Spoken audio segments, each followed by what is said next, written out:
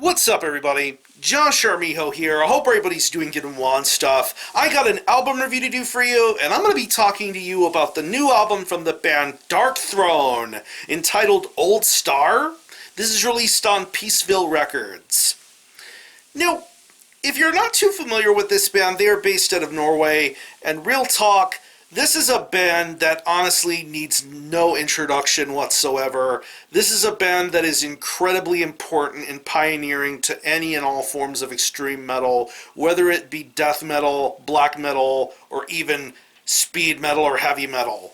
This is a band that has transcended so many musical styles and genres over their almost 3 decades in existence, and honestly, Darkthrone continue to rewrite their own legacies and chapters, and it's just an insane thrill ride. But of course, getting to the basics of Darkthrone, of course, if you know their earlier demo material, and of course their first album with Soulside Journey, and then the next 4 albums that came after that, showcasing their descent into Norwegian black metal madness with classic albums like A Blaze in the Northern Sky, Under a Funeral Moon, Transylvanian Hunger, and then of course Panzerfaust. That was a very, very strong and important era in Darkthrone's legacy. But then after Panzerfaust, we got what I would consider to be the second generation of Darkthrone, with albums like Total Death and Ravishing Grimness, to even stuff like Sardonic Wrath, which I would consider to be the last truly legitimate black metal release that Darkthrone had ever did. That was a different time period for them and a different sort of sound and direction for them, but it kind of gave you a creeping idea of what they were going to be working on next. And then I get to what I consider the third generation of Darkthrone, which is the sound that they have going from then till today, with albums like The Cult is Alive and FOAD and Circle the Wagons. They include this really crusty, punky, heavy metal, speed metal sort of sound and influence, but it still unequivocally has that Darkthrone mentality and edge. And those albums are really, really special in their own right. Of course, the last times we had heard material from Darkthrone was back in 2013 with albums like The Underground Resistance, where we got a mixture of the harsh vocals and the sung heavy metal style vocals. But then in 2016 we got the album Arctic Thunder. While I enjoyed Arctic Thunder as it was, it's honestly a Darkthrone record I didn't see myself coming back to all that much. I mean, the only real thing I can truly remember from Arctic Thunder was the B-side of the record that had Fenriz's face on it. Him making that funny kind of face, you know? Yeah, it's whatever. But yeah, we move to now, and there was going to be talks of a new Darkthrone record, and according to reading all of the promos and reading all of the press releases and the hype behind this, this was going to be a return to an older sort of sound. A return to the Darkthrone of old, basically. And I really didn't know or understand what type of direction they were going to take. Were they going to have a black metal sort of record? Were they going to incorporate the Darkthrone sounds that we know of them now today? And we have that answer in the form of their 17th full-length album entitled Old Star. Their 17th or 18th album, because I don't know if I want to include Goat Lord into that mix, because that was compilation stuff, but whatever. New Darkthrone album, Old Star. It's 6 tracks, and it clocks in at around 38 minutes in length. And honestly, the more I listen to this album, the more I really appreciate what it's setting out to do and accomplish. And I definitely would consider this to be one of the best albums of their current generation. I definitely like it a lot more than the previous 2 Darkthrone records. And you can tell from the minute you hear the opening moments of I Muffle Your Inner Choir, you already know what you're going to be in for with this album. This album is chock full of riffs. All kinds of riffs from all over the place. You can definitely feel a little bit of a Celtic Frost sort of influence on certain parts, but in more other instances I feel a very deep, heavy, hard rock sort of feel going for it. Like on the track, The Hardship of the Scots. You hear these guitar riffs that just sound so soaring and anthemic. It feels as though you're listening to something you would hear in an arena or a stadium or something like that.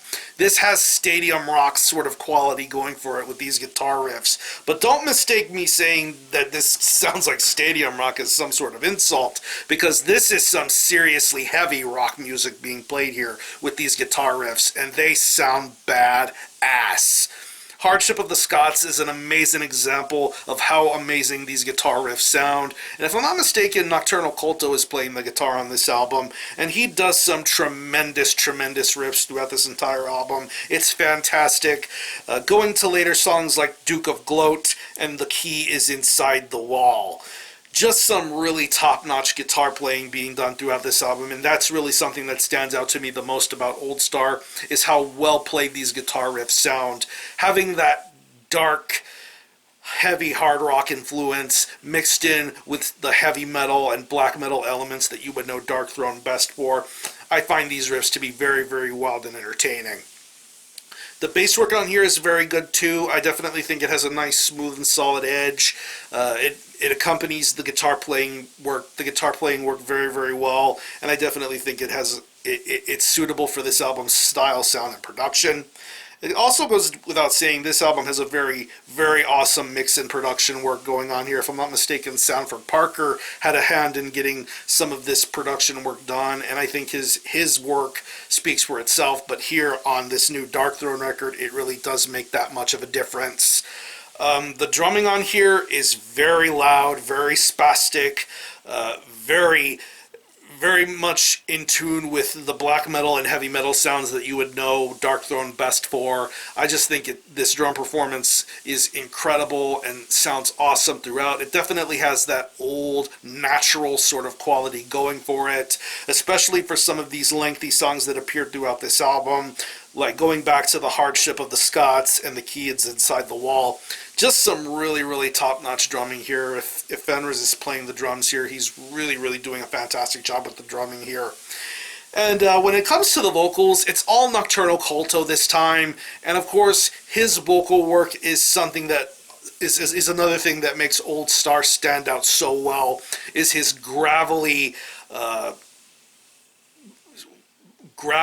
angry, powerful sort of voice that he has for himself. It really is an awesome vocal performance to hear him do, especially when it comes to the lyrics of this album. It definitely maintains a good story to be told here. He really does speak from the heart, and he does have some really awesome vocals to be delivered throughout this entire album. It's very entertaining stuff, and I think it's one of Nocturno Culto's best vocal performances as far as the current generation of Darkthrone is concerned. But overall, like I said, I think this is I definitely enjoy this a lot more than I did Underground Resistance and Arctic Thunder. Do I think this is the best album that Darkthrone has ever done? No.